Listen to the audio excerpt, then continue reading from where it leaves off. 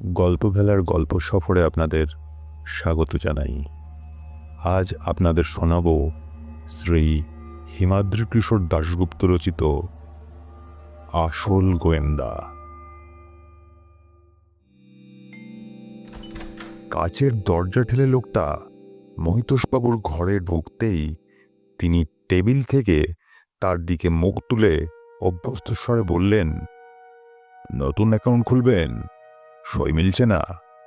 Check clearance, bank loan, নাকি অন্য কোনো সমস্যা? আগন্তুকের বেশ সাদামাটা চেহারা, পরনে সাদা বুশ শার্ট, চোখে চশমা, গালে কয়েকদিনের না কামানো দাড়ি, বয়স মনে হয় বছর 40 হবে। লোকটা মহিতোষবাবুর প্রশ্নের জবাবে মৃদু হেসে একটা ভিজিটিং কার্ড এগিয়ে দিল। আইভরি রঙের ভিজিটিং কার্ডটায় উজ্জ্বল কালো কালিতে লেখা ইগলস আই। কার্ডটা হাতে নিয়ে কিছুটা অবাক হয়ে লোকটার দিকে তাকিয়ে রইলেন তিনি। লোকটা সম্ভবত মহিতোষবাবুর মনের ভাব পড়তে পেরে একটু চাপা স্বরে বলল, অবাক হচ্ছেন তো? সাধারণ মানুষের ধারণা হলো গোয়েন্দা মানে শীত গ্রীষ্মগায়ে একটা কালো ওভারকোট, মাথায় টুপি, হাতে আতস কাজ থাকবে, ছদ্মবেশ ধারণের জন্য নকল চাপদাড়ি থাকবে। ওসব গল্প উপন্যাসের গোয়েন্দাদের থাকে, আমাদের মতো বাস্তবের গোয়েন্দাদের থাকে না। আর আমরা ওয়াটসন, অজিত বা তোপসেদের মতো ল্যাম্বোট নিয়েও ঘুরি না। লোকটার কথা শুনে তাড়াতাড়ি তাকে বসতে বলে মহিতোষবাবু বেল টিপে বেয়ারাকে ডেকে বলে দিলেন, তার চেম্বারে এখন যেন কাউকে ঢুকতে না দেওয়া হয়। অবশ্য এমনিতেই এখন বিকেল হয়ে গেছে, ব্যাংকে কাস্টমারদের ভিড় আর নেই। বেয়ারা চলে যাবার পর মহিতোষবাবু ভদ্রলোককে বললেন, হেড অফিস থেকে আপনাদের এজেন্সির সঙ্গে যোগাযোগ করতে বলা হয়েছে, তাই আপনাদের ফোন করেছিলাম। আপনাদের এজেন্সির বিজ্ঞাপন তো ইদানিং কাগজে খুব দেখি। তা আপনি নিশ্চয়ই ইগলস আইয়ের কর্ণধার মিস্টার মিত্র? ভদ্রলোক বললেন, হ্যাঁ, আপাতত আমার এজেন্সির ডিটেকটিভরাই অন্য কেসগুলো ডিল করেন, কিন্তু ব্যাপারটা ব্যাংক সম্বন্ধীয় বলে আমি নিজেই এলাম। এবার বলুন, আপনাদের সমস্যাটা কি? হঠাৎ ডিটেকটিভের শরণাপন্ন কেন? সিনিয়র ম্যানেজার মহিতোষবাবু একটু চুপ করে থেকে বললেন, আমাদের আশঙ্কা ব্যাংকে একটা ডাকাতি হতে পারে। এরকম সন্দেহের কারণ? মিস্টার মিত্রের প্রশ্নের জবাবে মহিতোষবাবু তার ড্রয়ার থেকে একটা কাগজের টুকরো বার করে এগিয়ে দিলেন তার দিকে। একটা 1 লাইনের চিঠি, তাতে লেখা, আপনাদের ব্যাংকে ডাকাতি হতে পারে, সাবধানে থাকুন। কাগজটা হাতে নিয়ে বেশ কিছুক্ষণ ঘুরিয়ে ফিরিয়ে দেখার পর ইগলস আই বললেন, এই উড়ো চিঠিটা তো কেউ মজা করেও লিখতে পারে। ডিটেকটিভ না ডেকে ব্যাপারে পুলিশকে তো জানাতে পারতেন। জানিয়েছেন তাদের? মহিতোষবাবু প্রথমে জবাব দিলেন, আসলে ব্যাংকের ব্যাপার তো, তাই কোনো রিস্ক নিতে চাইছি না। ইদানিং বেশ কটা ব্যাংকে পরপর ডাকাতি হয়েছে, হয়তো খবরটা সত্যি। কেউ কোনো সূত্রে ব্যাপারটা জানতে পেরে আমাদের জানিয়েছে। তারপর একটু ইতস্তত করে বললেন, না, পুলিশকে জানাইনি, কর্তৃপক্ষ সেটা চান না। লোকাল পুলিশ স্টেশনে জানালে তারা এনকোয়ারিতে আসবে, আর ব্যাপারটা থানা থেকে যদি কোনোভাবে ফাঁস হয়ে যায় তবে কাস্টমাররা এই ব্যাংকে টাকা রাখতে ভয় পাবে। তাই প্রাইভেট ডিটেকটিভ সংস্থাকে দিয়েই তারা প্রাথমিক তদন্ত করাতে চাচ্ছেন, তারপর তেমন হলে পুলিশে খবর দেওয়া হবে। মিস্টার মিত্র বললেন, ব্যাপারটা বুঝলাম। এবার একটা প্রশ্ন করি, ধরে নিই চিঠির খবরটা সত্যি। অনেক ক্ষেত্রে দেখা যায় যে সব ঘটনায় ব্যাংকের কোনো লোক জড়িত থাকে। সহকর্মীদের মধ্যে আপনার কাউকে সন্দেহ হয়? মহিতোষবাবু একটু আমতা আমতা করে বললেন, মানে আমার ভাবনাটা ঠিক কিনা জানি না। মাসখানেক আগে ব্যাংকে একজন নতুন পিয়ন জয়েন করেছে, করালি নাম। ওকে যেন কেমন সন্দেহজনক মনে হচ্ছে। আমি ভল্ট খুললেই ও কোনো অছিলায় এসে উকিঝুঁকি মারে। ক্যাশিয়ার বাবুও একই কথা বলছিলেন। চেহারাটা ওর সুবিধের নয়। তাছাড়া আরও একটা কথা, ওই যে জানালার বাইরে উল্টো দিকের ফুটপাতে বন্ধ দোকানটার নিচে একটা ভবঘুরে ভিখারি শুয়ে আছে দেখছেন? ও কিন্তু আগে এখানে ছিল না। করালি আসার কিছুদিনের মধ্যেই ওর এখানে আমদানি হয়েছে। আমি এর মধ্যে দুদিন স্পষ্ট দেখেছি করালি কি যেন ইশারা করছিল ওকে। মহিতোষবাবুর কথা শুনে জানালার বাইরে পর্দা ফাঁক করে তাকালেন মিস্টার মিত্র। হ্যাঁ, ভিখারি গোছের একজন লোক একমুখ দাড়ি নিয়ে নোংরা পোশাক পরে বসে আছে উল্টো দিকের একটা বন্ধ দোকান ঘরের গায়ে। মিস্টার মিত্র এবার কিছুক্ষণ ভেবে নিয়ে বললেন, ব্যাংকের ভিতর ও বাইরে কিছুদিনের জন্য আমাকে নজর রাখতে হবে।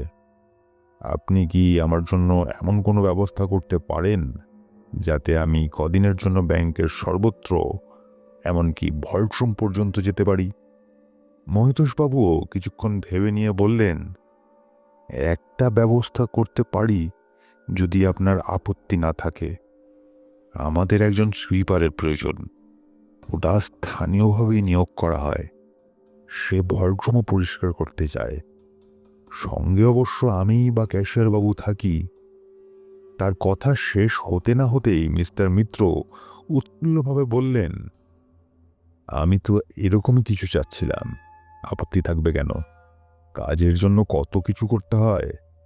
একবার বর্ষাকালে একটা ডাকাত দল ধরার জন্য তারাপীঠের শ্মশানে টানা 21 দিন মরা পড়বার কাজ করেছি। আর একবার স্মাগলারদের ধরতে দিনের পর দিন হাওড়া স্টেশনে কুলির কাজ করেছি। দুটো ব্যাপারেই সাকসেস পেয়েছি। কাল থেকে আমি আপনাদের সুইপার হিসেবে কাজ করব। তবে আমার পরিচয় আপনি ছাড়া দ্বিতীয় ব্যক্তি কেউ যেন না জানেন। ব্যাংক সকাল 10টায় খোলে। তার কিছুটা আগেই ব্যাংকে এসে যান মহিতোষবাবু ও অন্য কর্মচারীরা। সেদিন ব্যাংকে ঢুকে নিজের চেম্বারের দিকে এগোতেই তার দরজার পাশে একটা লোককে উবু হয়ে বসে থাকতে দেখলেন মহিতোষবাবু। মহিতোষবাবুকে দেখেই লোকটা উঠে দাঁড়িয়ে বলল, আমি মথুরা প্রসাদ আছি, মথুরা জামাদার। তাকে দেখে প্রথমে চিনতেই পারেননি মহিতোষবাবু। কে বলবে এ লোকটা মিস্টার মিত্র? আজ তার পরনে ছেঁড়া পোশাক, উস্কো খুস্কো চুল, চোখে ডাঁটা ভাঙা একটা চশমা। তার বয়স যেন আরও 20 বছর বেড়ে গেছে। তার সঙ্গে ঝাঁটা, বালতি ইত্যাদি নানা সরঞ্জাম। কিছুক্ষণের মধ্যেই মহিতোষবাবু ব্যাংকের অন্য কর্মচারীদের ডেকে বলে দিলেন, এ হলো মথুরা প্রসাদ, আমার পরিচিত লোক। আজ থেকে সুইপারের কাজ করবে। মথুরা সেলাম করল সবাইকে। কর্মচারীদের মধ্যে করালিও ছিল। মহিতোষবাবু ও মথুরা দুজনেই খেয়াল করল যে করালি যেন বেশ সন্দেহের চোখে তাকালো মথুরা প্রসাদের দিকে। যাই হোক, কাজে বহাল হয়ে গেল মথুরা। ব্যাংকের শেষ মাথায় ইউরিনালের বাইরে টুল নিয়ে বসে থাকে মথুরা। ইউরিনাল সাফা করে। দিনে 3 বার ব্যাংকের টাইলস ফ্লোর মোছে। ম্যানেজার বাবু বা ক্যাশিয়ার বাবুর উপস্থিতিতে ভল্টরুমও সাফাসুতরো করে। দুদিনের মধ্যেই ব্যাংকের কর্মচারী থেকে কাস্টমাররা পর্যন্ত মহিতোষবাবুকে বলতে লাগলো, এতদিন পর সত্যি ব্যাংকটা বেশ পরিষ্কার পরিচ্ছন্ন লাগছে। তাদের কথা শুনে মনে মনে হাসেন মহিতোষবাবু। 3 দিনের দিন মথুরা যখন মহিতোষবাবুর চেম্বারে ঝাড় দিতে ঢুকল, তখন তাকে আড়ালে পেয়ে তিনি জিজ্ঞেস করলেন, কিছু জানতে পারলেন? টেবিলের নিচে মাথা ঢুকিয়ে মেঝে পরিষ্কার করতে করতে মথুরা ওরফে মিস্টার মিত্র বললেন, এখনো আপনাকে কিছু বলার মতো সময় আসেনি। তাছাড়া বলা উচিত নয়। উচিত নয় কেন জানতে চাইলেন মহিতোষবাবু। তিনি জবাব দিলেন, আমরা তদন্ত হাতে নিলে কেউই সন্দেহের ঊর্ধ্বে থাকে না। এক্ষেত্রে আপনিও নন। কথাটা মিত্র মজা করে বললেন কিনা তা বুঝতে পারলেন না মহিতোষবাবু। ঘর ছেড়ে যাবার আগে মিস্টার মিত্র শুধু বলে গেলেন, করালি আর ওই ভিখারিটা সত্যিই সন্দেহজনক। মথুরা ঘর ছেড়ে বেরিয়ে যাবার পর কি একটা কাজে মহিতোষবাবুর ঘরে ঢুকলেন ক্যাশিয়ারবাবু ধৈর্যটিবাবু। কাজ শেষ করে যাবার আগে তিনি আজও বলে গেলেন, বুঝলেন স্যার, ওই করালি বলে ছোকরাটার ভাবগতিক শরীরের মনে হচ্ছে না। আজ যখন মথুরাকে দিয়ে ভল্টরুম মোচাচ্ছিলাম তখন ও বাইরে থেকে কেমন উকিঝুঁকি দিচ্ছিল। চেহারাটাও তো গুন্ডার মতো, একটু খেয়াল রাখবেন। মহিতোষবাবু জানলার বাইরে তাকিয়ে দেখলেন সেই ভিখারি গোছের লোকটা সোজা তাকিয়ে আছে ব্যাংকের দিকে। আরও 2 দিন কেটে গেল। মথুরা কাজে লেগেছে সোমবার। অবশেষে শুক্রবার বিকালে মহিতোষবাবুর ঘরে ঢুকল মথুরা। সে ইশারা করতেই দরজার সামনে দাঁড়িয়ে থাকা পিয়নকে চা আনবার সুতোয় অন্য জায়গায় পাঠিয়ে দিলেন মহিতোষবাবু। ঘরটা ঝাড় দিতে দিতে সতর্কভাবে মিস্টার মিত্র বললেন, শুনুন, ব্যাপারটা সত্যি। ব্যাংকে ভল্ট লুট হতে চলেছে। আমার অনুমান কাল তো শনিবার, কাল রাতেই সম্ভবত ঘটবে ঘটনাটা। ঠিক ডাকাতি বলতে যা বুঝি তা নয়, একজন লোক রাতে ঢুকে ভল্ট সাফ করবে। মহিতোষবাবু চমকে উঠে বললেন, কে কে সে লোক? করালি বা ওই ভিখারিটা? মিস্টার মিত্র দুর্বোধ্য হেসে বললেন, তারাও হতে পারে, আবার তৃতীয় কোনো ব্যক্তি হতে পারে। আচ্ছা, ভল্টরুমের 2 সেট চাবির মধ্যে একটা আপনার কাছে আর অন্যটা ক্যাশিয়ার ধৈর্যটিবাবুর কাছে থাকে, তাই না? মহিতোষবাবু বললেন, হ্যাঁ। আচ্ছা, আমি কি তাহলে পুলিশে খবর দেব? মিস্টার মিত্র বললেন, পুলিশ এ চোরকে ধরতে পারবে না, বরং চোর সতর্ক হয়ে যাবে। আমি বরং চোরকে তুলে দেবো আপনার হাতে, তারপর তো পুলিশ ডাকতেই হবে। কিন্তু তার আগে কাজটা খুব গোপনে করতে হবে। কিভাবে জানতে চাইলেন মহিতোষবাবু। মিস্টার মিত্র বললেন, কাল রাতে আমি ব্যাংকের ভেতরেই লুকিয়ে থাকব। আপনি ব্যাংকের ভল্টের চাবিটা শুধু আমাকে দিয়ে যাবেন। সে ভল্টরুমে ঢোকার সঙ্গে সঙ্গেই বাইরে থেকে আমি চাবি দিয়ে দেব। আমার লোকরাও ব্যাংকের বাইরে থাকবে, চোর পালাতে পারবে না। আমি সঙ্গে সঙ্গে আপনাকে খবর দেব, আপনি পুলিশ নিয়ে চলে আসবেন। এখন আর কোনো কথা নয়, করালি আর ধৈর্যটিবাবু আমাকে ঘরে ঢুকতে দেখেছে, কাল চাবিটা দেবেন। এই বলে তিনি বেরিয়ে গেলেন ঘর ছেড়ে। যতই হোক ব্যাংকের ভল্টের চাবি বলে কথা। মহিতোষবাবু হেড অফিসে ফোন করে চাবির ব্যাপারটা জানালেন। তারা বলল, ওনাকে যখন ইনভেস্টিগেশনের দায়িত্ব দেওয়া হয়েছে এবং উনি যখন ব্যাপারটা সলভ করে এনেছেন, তখন উনি যা বলছেন তাই করুন। পরদিন শনিবার বেলা 2টোয় ব্যাংক বন্ধ হয়ে যায়। মহিতোষবাবুর অবশ্য সব কাজ গুছিয়ে বেরোতে বেলা 4টে হয়ে যায়। গতকাল মিস্টার মিত্রর কাছ থেকে ঘটনাটা শোনার পর থেকেই দারুণ উৎকণ্ঠার মধ্যে আছেন মহিতোষবাবু। মিস্টার মিত্র বলেছেন যে অপরাধী আজ রাতেই ধরা পড়বে, কিন্তু তার কথার মধ্যে কোথাও যেন একটা তৃতীয় ব্যক্তিরও ইঙ্গিত ছিল। তবে কি?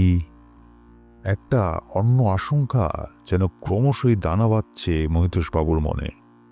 আবার রাস্তার সেই ভিখারিও আজ সারাদিন যেন ব্যাংকের দিকেই তাকিয়ে বসে আছে। করালি বার কয়েক মহিতোষবাবুর চেম্বারে ঢুকেছিল, তেমন কোনো কাজ না থাকাতেও। সে এসেছিল মহিতোষবাবু চা খাবেন কিনা ছুতো নিয়ে, যা সে অন্যদিন জিজ্ঞেস করে না। সব মিলিয়ে বেশ গোলমেলে ব্যাপার। যাই হোক, ছুটির ঠিক আগে তার ঘরে ঢুকল মথুরা। চাপা স্বরে সে বলল, সব ঠিক আছে, চিন্তা করবেন না, রাতে আমার ফোনের অপেক্ষায় থাকবেন। মহিতোষবাবু ভল্টের চাবিটা তার হাতে ধরিয়ে দিলেন। মথুরা ঘর ছেড়ে চলে গেল। মহিতোষবাবু যখন বাড়ি যাওয়ার জন্য চেম্বারের বাইরে বেরোলেন, তখন ব্যাংকের সব কর্মচারী বাড়ির পথ ধরেছে। শুধু দারোয়ান আর করালিকে দেখতে পেলেন তিনি। তাকে দেখেই করালি হঠাৎ কেন জানি নিজে থেকেই বলে উঠল, এই তো স্যার, এখনই বেরোবো, দারোয়ানজির সঙ্গে একটু গল্প করছি। কেন সে বলল কথাটা? Guilty mind always suspicious. Bank থেকে বেরিয়ে বাস স্ট্যান্ডের দিকে এগোলেন মহিতোষবাবু। প্রচণ্ড উত্তেজনা কাজ করছে তার মনের ভিতর। কিন্তু বাস স্ট্যান্ডে গিয়ে হঠাৎ তার মনে হলো, একটা কাজ করলে হয় না? তিনি নিজেও তো সবার অগোচরে ব্যাংকে গিয়ে লুকিয়ে থাকতে পারেন। তাহলে তো নিজের চোখে দেখতে পারবেন কিভাবে চোর ধরেন ডিটেকটিভ মিস্টার মিত্র। তাকে তো ফোন পেয়ে রাতে এখানে আবার ছোটাছুটি করে আসতে হবে। তার চেয়ে এখানেই যদি থেকে যান। ব্যাংকের পিছন দিকে ইমার্জেন্সি একটা দরজা আছে, তার চাবি মহিতোষবাবুর কাছেই আছে। সেখান দিয়ে ভিতরে ঢুকলে কেউ দেখতে পাবে না। কিছুক্ষণ ভাবার পর সিদ্ধান্ত নিয়ে ফেললেন তিনি। শীতের ছোট বেলা, কিছুক্ষণের মধ্যেই অন্ধকার নেমে এলো। মহিতোষবাবু শহরের মধ্যে কিছুক্ষণ ঘোরাঘুরি করে একটু ঘুর পথে ব্যাংকের পেছনের অন্ধকার গলিতে পৌঁছে নিঃশব্দে দরজা খুলে ব্যাংকে ঢুকে গেলেন। ভেতরটা অন্ধকার। একটা দেওয়ালের কাছে রাখা আলমারির আড়ালে আশ্রয় নিলেন তিনি। ব্যাংকের সামনের রাজপথের নিয়নবাতির আলো ঘষা কাচের সার্সি দিয়ে ব্যাংকের ভিতরে ঢুকছে। চোখটা অন্ধকারে একটু ধাতস্থ হবার পর মহিতোষবাবু ব্যাংকের ভিতরটা মোটামুটি দেখতে পেলেন। ওই তো ব্যাংকের ভল্টরুমটাও দেখা যাচ্ছে, কিন্তু মিস্টার মিত্রকে দেখতে পেলেন না তিনি। গোয়েন্দা প্রবর কোথায় লুকিয়ে আছেন তার তা জানা নেই। মিস্টার মিত্র কথিত নাটকীয় দৃশ্য দেখার প্রতীক্ষায় মহিতোষবাবু আলমারির আড়ালে অপেক্ষা করতে লাগলেন। সময় এগিয়ে চলল। বাইরের রাস্তার কোলাহল একসময় থেমে গেল। রাত তখন ঠিক 12টা। বাইরে কিছু দূরের জুট মিলের সাইরেন বাজল প্রতিদিনের মতো। একটা অস্পষ্ট শব্দ কানে এলো মহিতোষবাবুর। কাছেই একটা জানালার পাল্লা ফাঁক হলো। সেই ফাঁক গলে নিঃশব্দে ব্যাংকে প্রবেশ করল দুজন ছায়ামূর্তি। নিশ্চয়ই জানালার গড়াত কেটে ফেলেছে লোকগুলো। একজনকে তার অবয়ব দেখেই মহিতোষবাবু চিনতে পারলেন, সে করালি। আর অন্যজনের মুখে মুহূর্তের জন্য জানালার ফাঁক দিয়ে চাঁদের আলো খেলে গেল, সেই ভিখারিটা। আসলে মহিতোষবাবুদের অনুমানই ঠিক। এ দুজনই ভল্ট ভাঙতে এসেছে। ভিতরে ঢুকে তারা জানালাটা বন্ধ করে অন্ধকারের মধ্যে কোথায় যেন হারিয়ে গেল। কিছুটা সময় চুপচাপ কেটে গেল। এরপর ভল্টরুমের সামনে হঠাৎ উদয় হলো একটা ছায়ামূর্তি। জায়গাটা করিডোরের শেষ প্রান্তের বেশ কিছুটা দূরে বলে লোকটা কে তা ঠিক বুঝতে পারলেন না মহিতোষবাবু। তিনি অনুমান করে নিলেন এ দুজনের কেই হবে সে। দরজার সামনে কিছুক্ষণ করার পর লোকটা ভল্টরুমের দরজা খুলে ভিতরে ঢুকে গেল। সম্ভবত তার সঙ্গী বাইরে কোথাও আড়ালে দাঁড়িয়ে আছে। মহিতোষবাবু ব্যাপারটা আন্দাজ করে নিলেন। উত্তেজনায় বুকের ভিতর হাতুড়ি পেটা শুরু হলো মহিতোষবাবুর। কিন্তু মিস্টার মিত্র কোথায়? ও দুজনের একজন নিশ্চয়ই বাইরে দাঁড়িয়ে ভল্টরুমের উপর নজর রাখছে। মিস্টার মিত্র ভল্টরুমের দরজা বন্ধ করতে গেলে সে নিশ্চয়ই বাধা দিতে পারে। আর তারপর এসব ভেবে মহিতোষবাবু শীতের মধ্যেও ঘেমে উঠলেন। ভল্টরুম থেকে লোকটাও বেরোচ্ছে না। এদিকে মিস্টার মিত্ররও দেখা নেই। প্রায় আধ ঘন্টা পর ভল্টরুম থেকে বেরিয়ে এলো লোকটা। পিঠে একটা বড় থলি, কিন্তু মিস্টার মিত্র কই? মহিতোষবাবু ভেবে নিলেন, তেমন হলে তিনি নিজেই ঝাঁপিয়ে পড়বেন লোকটার উপর। তাতে যদি খুন হতে হয় তিনি হবেন। কিন্তু এরপরই ঘটল সেই অদ্ভুত ঘটনাটা। লোকটা থলি নিয়ে কয়েক পা এগিয়েছে, হঠাৎ অন্ধকার থেকে তার উপর ঝাঁপিয়ে পড়ল দুটো ছায়ামূর্তি। অন্ধকারের মধ্যে ব্যাংকের ভিতর একটা অরাজক পরিস্থিতির সৃষ্টি হলো। ধস্তাধস্তিতে এটা ভাঙছে, ওটা ছিটকে পড়ছে, আর এরপরই ব্যাংকের বাইরে পুলিশের হুইসেল শোনা গেল। ঠিক সেই ভাঙা জানালা দিয়ে বেশ কয়েকজন লোক জোরালো টর্চ চালিয়ে ভেতরে ঢুকে পড়ল। আর তার কিছুক্ষণের মধ্যেই ব্যাংকের ভিতর বাতি জ্বলে উঠল। মহেন্দ্রবাবু দেখতে পেলেন পুলিশ ঢুকেছে ব্যাংকে। আলো জ্বলতে পুলিশ দেখে বাইরে বেরিয়ে আসতেই এক অদ্ভুত দৃশ্য দেখতে পেলেন মহেন্দ্রবাবু। ব্যাংকের ভল্টের সামনে মাটিতে বসে আছেন ইগলস আইয়ের কর্ণধার গোয়েন্দা মিস্টার মিত্র, আর তাকে ঘিরে দাঁড়িয়ে আছে করালি, সেই ভিখারি, স্থানীয় থানার বড়বাবু সহ বেশ কয়েকজন পুলিশ। থলের টাকা মাটিতে ছড়িয়ে পড়ে আছে। মিস্টার মিত্রকে ওভাবে পড়ে থাকতে দেখে মহেন্দ্রবাবু তাড়াতাড়ি এগিয়ে গিয়ে পুলিশ অফিসারকে বললেন, আরে আরে, ওনাকে মাটিতে ফেলে রেখেছেন কেন? উনি গোয়েন্দা মিস্টার মিত্র, ডাকাত ধরতে এসেছিলেন। আপনি এখনই এ দুজনকে অ্যারেস্ট করুন। এই বলে তিনি আঙুল তুলে দেখালেন করালি আর দাড়িওয়ালা লোকটার দিকে। পুলিশ অফিসার হেসে বললেন, ম্যানেজার সাহেব, এ দুজনের সঙ্গে আপনার এবার পরিচয় করিয়ে দিই। আপনি এই করালি বলে যাকে চেনেন, তিনি হলেন বিখ্যাত গোয়েন্দা সমুদ্র বসু, আর এই দাড়িওয়ালা ভদ্রলোক ওনার সহকারী প্রতাপ রায়। এনারাই হলেন আসল গোয়েন্দা। মহেন্দ্রবাবু অবাক হয়ে বললেন, তাহলে ইনি মিস্টার মিত্র কে? আসল গোয়েন্দা সমুদ্র বসু এবার বললেন, এ লোক হলো বিখ্যাত জালিয়াত ভুবন মল্লিক। পেটে কিছু বিদ্যা ছিল এ লোকের, তা ভাঙিয়ে কখনো সরকারি অফিসার, কখনো লেখক, কখনো ডাক্তার, ইঞ্জিনিয়ার ইত্যাদি সেজে নানা ধরনের চুরি, ডাকাতি, কেপমারি করেছেন। সম্প্রতি ডিটেকটিভ এজেন্সি খুলে গোয়েন্দা সেজে লোক ঠকাতো। ওকে ধরার জন্যই আমরা ব্যাংকের হেড অফিসের সঙ্গে কথা বলে এ নাটকটা সাজাই। আপনাদের হেড অফিসে একটা চেক জালিয়াতি করে এ লোক।